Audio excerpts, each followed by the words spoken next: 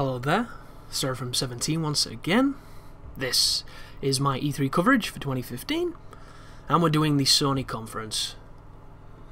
So, Sony had a pretty tough act to follow, I thought, and I was hoping they were going to make a strong push at 2015 because it seemed like the press conferences before it all had something dropping in 2015 that surprised us and astounded us and made it pretty exciting. They started with The Last Guardian, which is just hilarious. Absolutely hilarious that this game is still a thing. Because I think it's been 8 years since anybody saw anything from it. And if you don't know, wasn't this originally meant to be a launch title for the PlayStation 3? Like in line spiritually with Ico and Shadow of the Colossus. Well, they showed very similar gameplay to what they showed before. Visually, I didn't think it looked any much more impressive. There was a lot of nice details to it. There was very good aesthetic. And you know it's going to be one of those incredibly moving and special games. However, it's not a game for everybody. Like Shadow of the Colossus and Ico and this, to an extent, are games that are very specific in what they are. They're experiences of the highest caliber, just straight up committed to being exactly what they are and nothing more, and not really caring what your expectations are or what you want from a game. And I like that. I love the integrity of that, but we've been waiting 8 years. What's to say there's not another 8 years waiting? However, it did say, didn't it, like 2016, so it looks like the wait is finally over and we are going to be getting The Last Guardian. So the next game was really interesting. It was called Horizon Zero Dawn, and they couldn't have sold it worse to someone like me, because they began by saying Guerrilla Studios, who have pretty much made one good game in my art, which is a really common way of saying my heart if you didn't quite catch that, and that's Killzone 1. I thought Killzone 2 was a bag of shit. It was the most fantastically wonderful, beautiful, you know, visually stunning game. But when you played it, it was horrible. The movement was shit, the aiming was shit, the enemies were shit, everything about it was shit. And that last boss, wow, that's going to go down in history, that one, for being just so much fun. And then Killzone 3 was okay. I didn't play the new Shadows Fall, but I'm looking forward to playing it to try and be proven wrong. Suffice to say, I don't know if Guerrilla can make a good game anymore. I truly don't. I don't even know what other games they've made, but suffice to say, I'm probably disappointed in them. So when they were like, Guerrilla Studios, I was already willing to get another browser open or not watch the thing, because I couldn't care. But then they showed it, and I was really impressed. Really impressed. I said, my note says, best looking game of E3 at that point. Like, I thought it looked wonderful. I mean, it made no sense. I'm going to say it makes no sense, and it doesn't. This is a future where we made technology so advanced that it wiped us out, and the people who were born and raised later on are now all primitive and using bows and arrows and shit and covered in animal skins and pelts and what have you.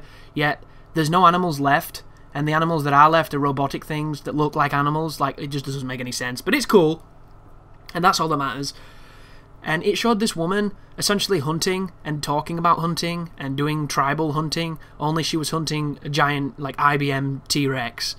It was really, really weird. Visually, I thought it looked great. It was running really smoothly.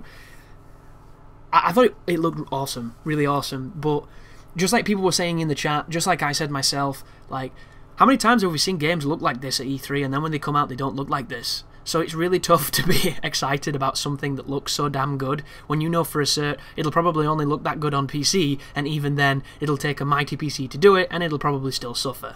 So I don't have to mention things like Dark Souls 2, I don't have to mention things like Witcher 3. A lot of games look so goddamn good at E3, and then when they came out, they didn't look as good. And I'm not the dude who's going to immediately chastise a game for not looking as good as it did, but it has to be said. And as much as I think this looks great and it could be potentially wonderful, it ain't looking like it looked in that video. It was such a very small snippet of what that game probably is. But I love the idea of it. I love the fact they're going third person. I love the fact that you're playing as a woman, because there's not enough female driven games. And I love that we never saw her tits. That's another great thing. Women that actually have character and are more than just nice asses, which I like a nice ass, guys, I truly do. But I don't need to all the time in my face when I'm playing video games. So I was really stoked to see that. It could be great, it could suck, who knows. I'm stoked. Then there was Hitman. Like, Hitman gameplay trailer. Like, no, arseholes. Parts of this might have been in-engine, but parts of it weren't. So when you say in-game and everyone's like, oh my god, look how good it looks, it's like, do you not see that's a fucking cutscene? And then it cuts to him doing an execution, and it kind of looks like that was probably in-game, but still, you don't know how much of that game is going to look like that, because that could have been 10 seconds rendered at the highest possible quality that took 9 weeks to do, and the game you get is 1/50,000,000th of that. You don't know. Good news, however, it's the most ambitious Hitman game to date. And I can guarantee right now, folks, they've said that about every Hitman game they've ever made. But it's coming out in December, and I think that's fantastic news, because it's another game this year. And as much as Hitman Absolution had some serious problems, it was the nicest looking, most fully realised, and best controlling Hitman game ever made. I still think Blood Money is the best, because I think the gameplay, the flow, and mechanically that game was great. However, it still had a little bit of the jank that the series has been working so hard to fix. And now we have the best possible looking engine, we have the best possible controls, and we have a dev team acknowledging that maybe those missions in between the assassinations, where they were linear and bullshit and something out of fucking Splinter Cell where alarms were going off and you were dodging tons of enemies, wasn't such a good idea. And fix the damn disguises, dudes. Please. Everybody wants them like they worked in Blood Money. Because they worked! Dude, that's all we want. But I am excited for that. I am a massive Hitman fan. Cannot wait. Very stoked. And then they did Street Fighter V. And it was a trailer. It didn't really show much. It introduced Cammy and Birdie. Birdie is this fat grappler from, I think it's the Alpha series. And it looked like Street Fighter V. I wasn't, you know, too bothered about seeing information on Street Fighter V until last night when I watched the pros play, when all the EG teams and Mad Cats and I think Razor had that little contest, and I watched those guys play and I thought it looked really, really fun, but more importantly I thought it sounded really good. Sound design on the blocking and the critical hits and things sounded really, really good, the counter hits. I am stoked for that game. All I need now is one of Seth's bodies to be in it. I don't care what bullshit storyline you have to give it. Give me Seth in that game, and I will give you all the money you could possibly need, Capcom. Do it. Very stoked for that game. Looked great. There's a beta coming in July, so I'm going to try my hardest to get into it, even though I don't have a stick on the PlayStation, which really sucks, but I just want to get my hands on that game and see how it feels, to see whether or not I'm going to, you know, want to get into it. Because I've been playing a lot of Mortal Kombat 10 at this moment in time, and it's a really, really fun game, and I'm having fun with the combos and things, but it's not really drawing me into the competitive aspect of it at all, so I wonder if Street Fighter V will. Then they showed No Man's Sky, which, I'll say the same thing I always say about No Man's Sky.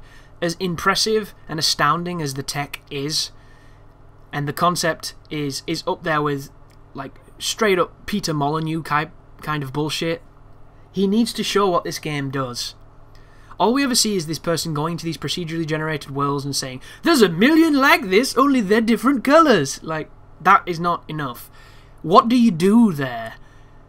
You know, you can have the most expansive, most replicatingly crazy and diverse universe, but if there's nothing worth doing, who the fuck cares? And that's the biggest issue here. They've shown nothing of what you do. And then in this video, they showed a little bit of him, like, exploring and looking for stuff. He was destroying some of the environment, which looked nice. And apparently there's these sentinel robots, if you destroy too much of the agriculture, that'll come and attack you, so there's a little bit of combat. But for the most, they showed me no game. They showed me an exploration simulator, and I don't want that. I want a game. So, as much as everyone's like, oh my god, I can't believe the tech, I can't believe it's a two-man team, it's like, where's the game? Like, it's really exciting, but the game, please? And maybe that's just it. Maybe that is the game, and that's fine for people who want that, but that's not me. Then there was Dreams. This was hilarious. So this is the people that did the first two Little Big Planets in the Tearaway game on the PSP. They're kind of obsessed with the touch controls, the axis controls, and making games that aren't really games, that are kind of like creationary experiences. And they're doing it again. They're enabling you to make these intangible scenes that link together with the, you know, the murky cloudiness of a dream, hence the title. And it's all at the limits of your creativity, and it was essentially just a bunch of tonally different things that the devs had made to show off this tech, and it just looked like it looked like two girls in one cup that they were modelling out of the shit in the cup. That's what it looked like. They modelled this pianist dude, and he just looked like a big old nuggety turd. It was amazing. And the only thing that was going through my brain is, now we have the technology to sculpt all the cocks, because that's what this is going to be. It's going to be an ocean of cocks. Cocks everywhere. And if you like that, that could be fine, but, you know, I have no idea who that game is for. I just don't. And then they showed Firewatch, so I love this title, and I love the look of this game. It showed the main character in like a first-person perspective. He's talking with banter between him and this lady who's at like a command center, and they were just going about their daily, you know, maintenance and routine that they do on whatever this place is that they're at. And then there was a suspenseful twist that apparently she thought he was in the tower and she could hear him, but nobody was in the tower. And it's like da-da-dun, you know, it's just like that trailer for Insidious 3 where she's knocking on the wall and somebody's knocking back and the dude's at his grandma's. You're like, whoa, blew my mind. And I put here in my notes, looks witty, potential love story, mystery, and TF2 visuals, which pretty much sums up a lot of what it was. I don't know why I'm so interested in this game, but there's something really endearing about it. I don't know what it is. I think it could be the dialogue. I think it could, you know, just be the mature themes to it. Could be really cool. Could be a bag of shit. I mean, they didn't show much gameplay here, so I don't know what the game actually is, but there's something that makes me want to play it. It gave me a massive Oblivion vibe. If you haven't seen that film, Tom Cruise is essentially on Earth, and he's making sure that these robots are doing a very specific job, and he's going around and repairing them, and he's the only person on the planet, pretty much. And he has this female who's back in this command station, guiding him and giving him information. So I got a massive Oblivion vibe, which is not a bad thing, because I liked that film. And then they showed World of Final Fantasy, which couldn't be the least... like, couldn't be more... how the fuck do I say this? It couldn't be less like the Final Fantasy I want. It was kiddified versions of... it looked like a phone game or a tablet game or like a Game Boy Color game. I don't even know what it was. It looked like shit, let's be fair. That is for an audience that I don't even know, and I don't want to know because I just think it looks stupid. They're just trying to print money off of the fact that people will buy anything connected to Final Fantasy. And as I said in the chat, there'll probably be pieces of fruit coming with Final Fantasy on them because there's so much other bullshit that doesn't need to exist that does. And then they dropped the bombshell. This trailer started, and I didn't really know what it was doing. It was a brooding city, it was at night, it looked kind of dystopian, futuristic and oppressive. And then it started looking like Midgar. And there's just that moment in your brain where you're like, they announced that that PlayStation 4 version of this game, and everybody like, what the fuck are you doing? Well, they didn't change anything. And everybody got super mad, and I understand why they did it now, because they were essentially setting this up. And then you saw Cloud, and then you saw Barrett, and then you saw, I think it was Ares or Aerith, depending on where you're from. Final Fantasy VII Remake. I was absolutely speechless.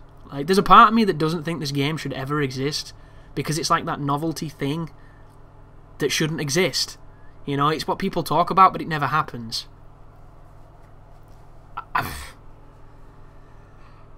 I just, wow, like, I can't even say anything about this because I never thought it would ever come to be. I always thought it was going to be dangled on the end of the carrot and we just kind of move on. I want Final Fantasy to be great again. I really do. But I don't think it ever will be. And I don't think revitalizing older versions is the answer. I'm also scared they're going to change it. And I don't think anybody wants them to, and I'm hoping they know that. What I can say is Final Fantasy VII was one of the most influential RPGs I've ever played because it was the first one I ever played.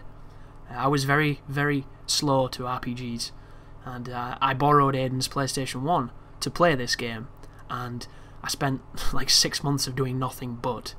I got really deep, and it changed my life.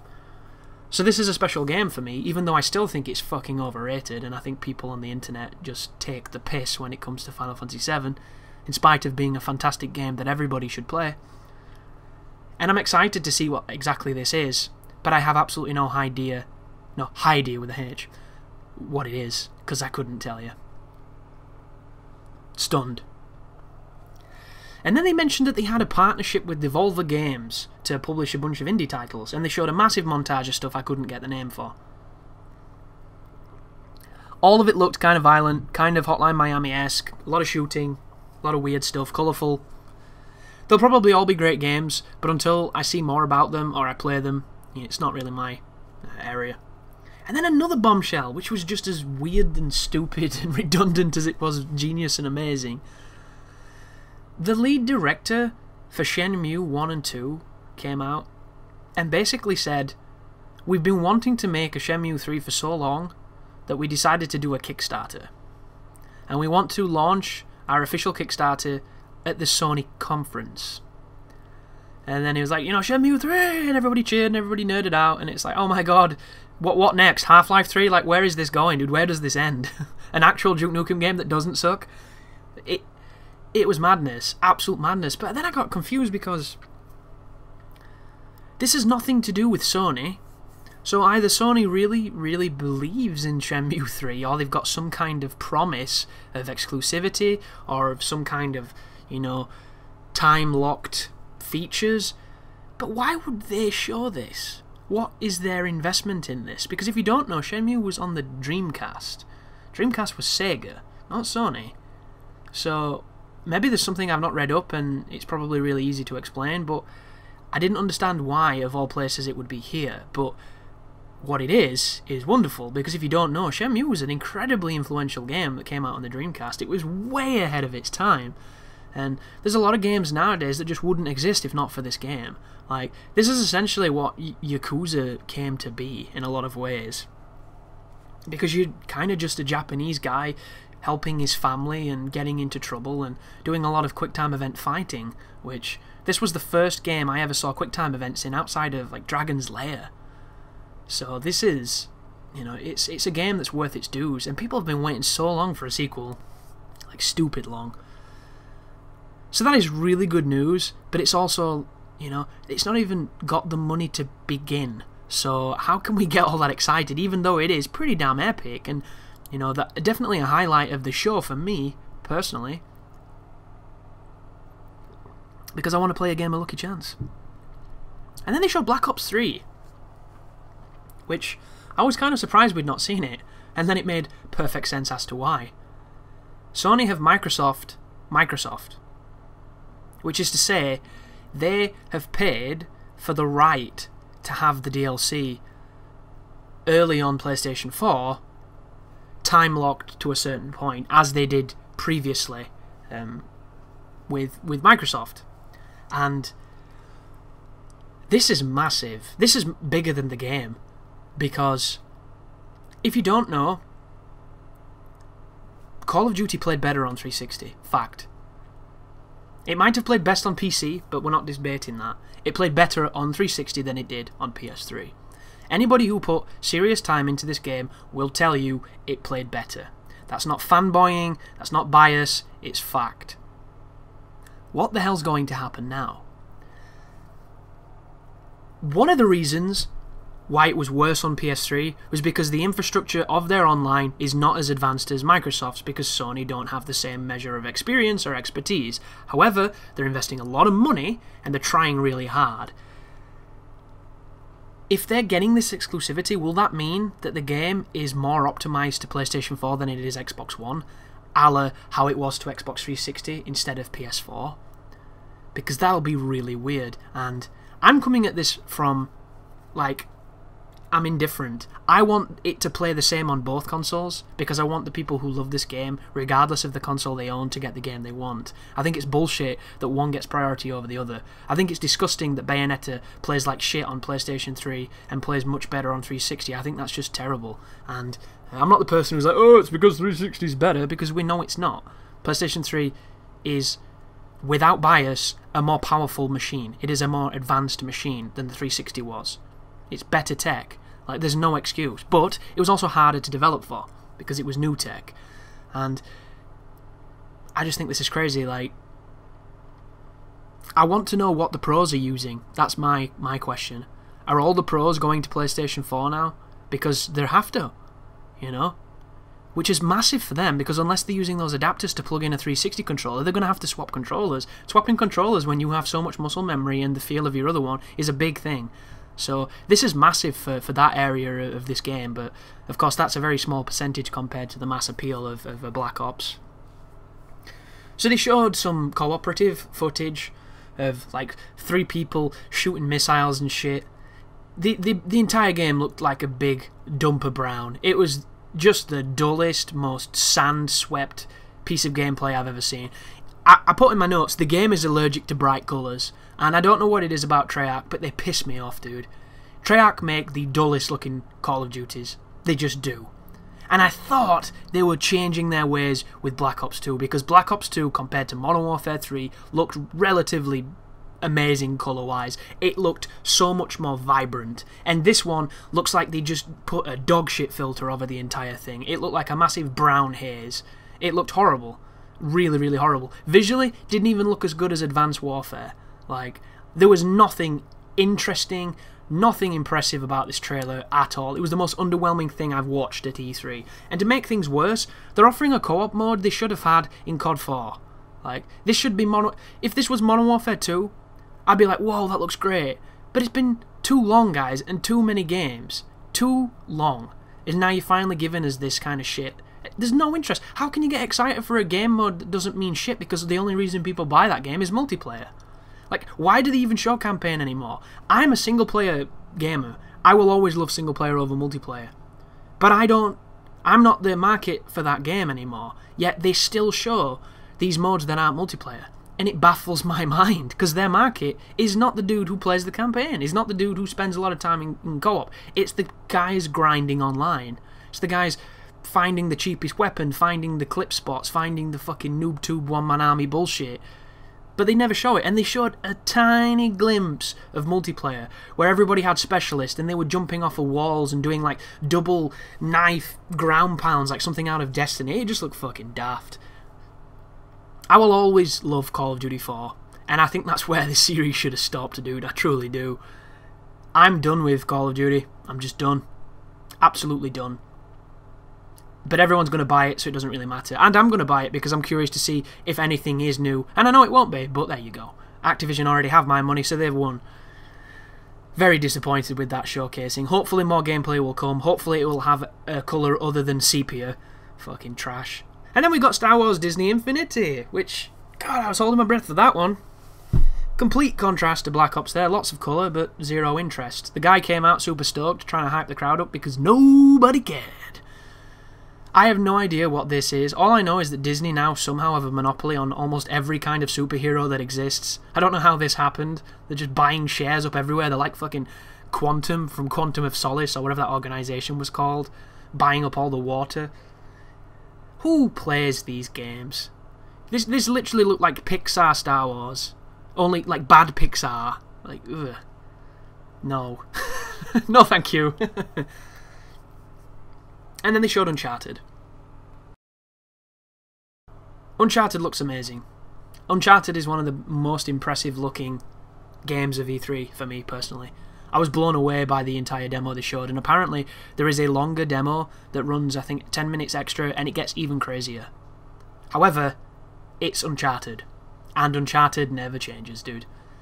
These games have been this way since the second one, and that is by no means a bad thing, but it's still the same thing. And unlike other sequels where I'm really tired of them, I'm still stoked for Uncharted. I loved the third one, much better than the second one for me, even though that's quite a controversial opinion. And I think that this next one could be the greatest one ever. But they need to tweak things. They need to make the firing better. The gunplay has to work better.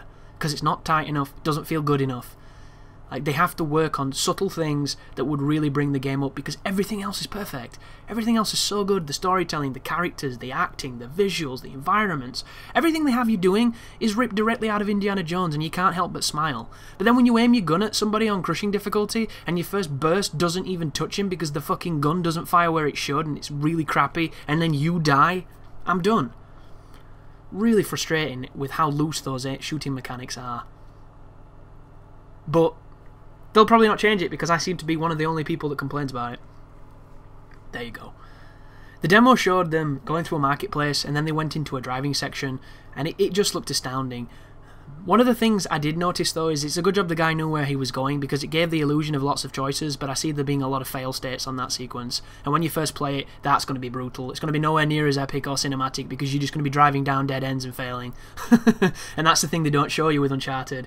You know, all the bullshit when you take the wrong turns, where the game just dies and all momentum's lost. And then you hear that same sound file again as Nathan starts running, or starts jumping, or starts driving, and you're like, good God, again. But I am so stoked for this game. However, it's not coming out until next year, and the real question is, who the hell made it? Because the team working on The Last of Us, which is apparently the A team at what the fuck am I about? At Naughty Dog, sorry. The B team made Uncharted 3, which I thought was great. So is this the B team again with members of the A team? And then there was a bunch of Naughty Dog staff that left. Like, who exactly worked on this game, and will that have any change on the mechanics and how it plays? Very curious to see.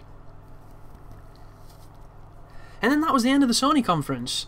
I was really surprised that they didn't show Kingdom Hearts 3 or God of War 4, because there is a God of War in development. It's been developed by the guy that made the second one, who was the director of the second one, so it has a very high pedigree at its helm. But they didn't show anything, and I think that was probably the biggest surprise out of all the Sony conference for me. I think Sony had the most surprises. I think they had a really solid showcasing, but I think they had a weaker lineup for 2015, but a stronger lineup for 2016. So a great conference. Stronger for games this year, but maybe not stronger overall. There was a dude who came out in a suit. I thought he was going to get a fucking spreadsheet axe. He was boring my tits off. He talked for far too long, and he killed all the momentum that Sony had, but I didn't put this down in my notes because I was too busy mocking him in the chat. But I think it was a great conference. I think it's been a year of great conferences, and I'm very excited to own a PlayStation 4. So thank you for watching, guys, and you take care now.